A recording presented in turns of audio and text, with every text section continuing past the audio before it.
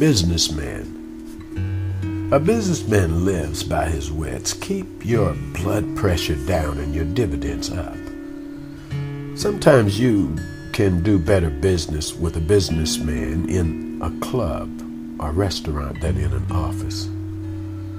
Most successful businesses started in the garage or the basement. Business makes a man as well as tries him.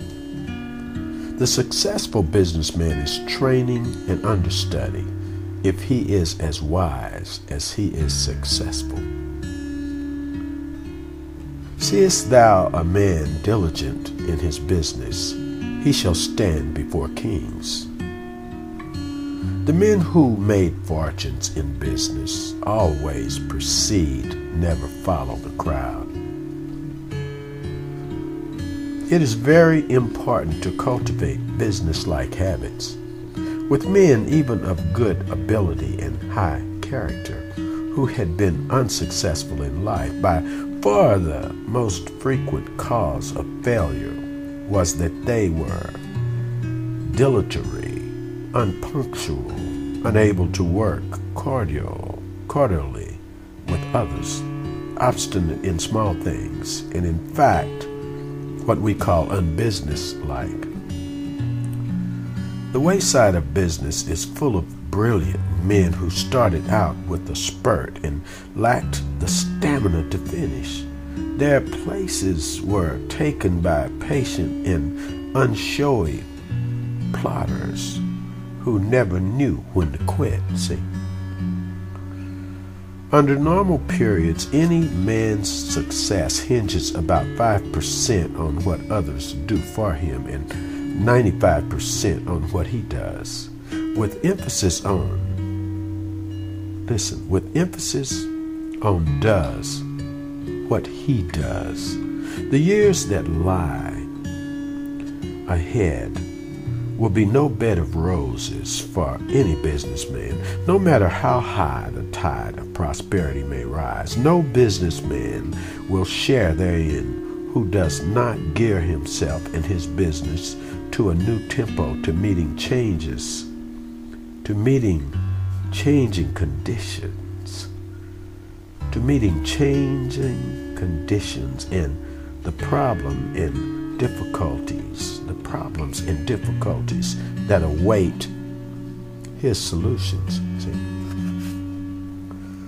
The valuable man in any business is the man who can and will cooperate with other men.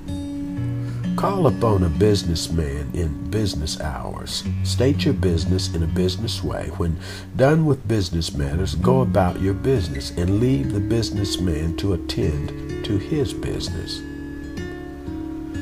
It's a tough world for the American businessman. Every time he comes up with something new, the Russians invent it a week later and the Japanese make it cheaper. Business success.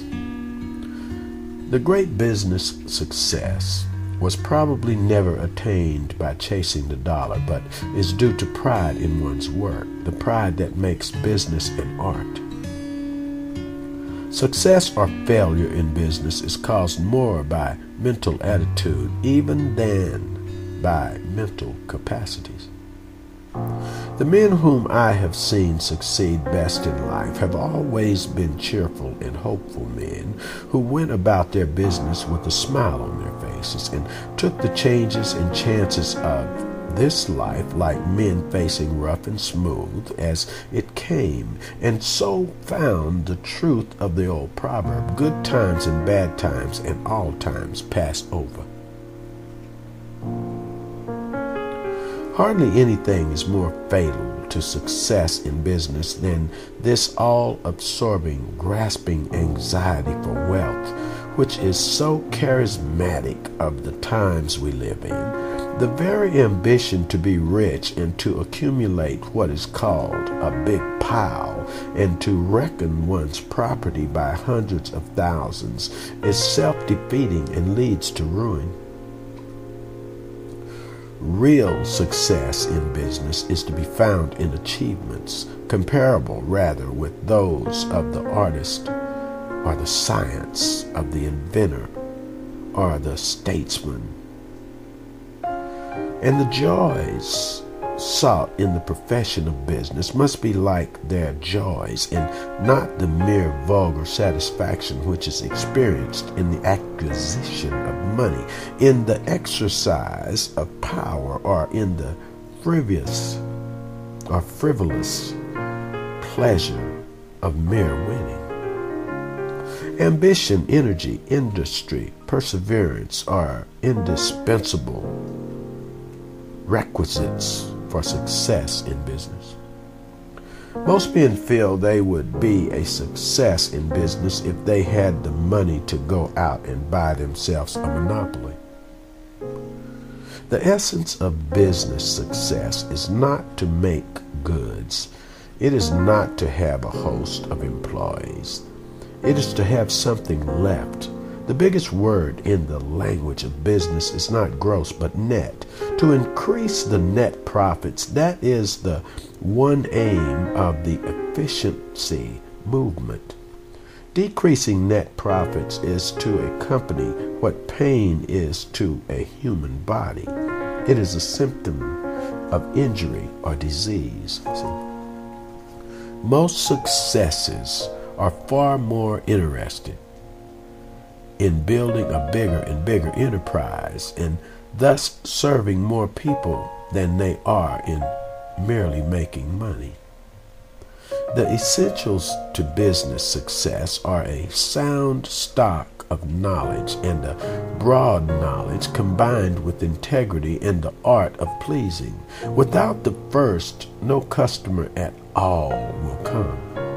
And without the latter, no customer will come twice.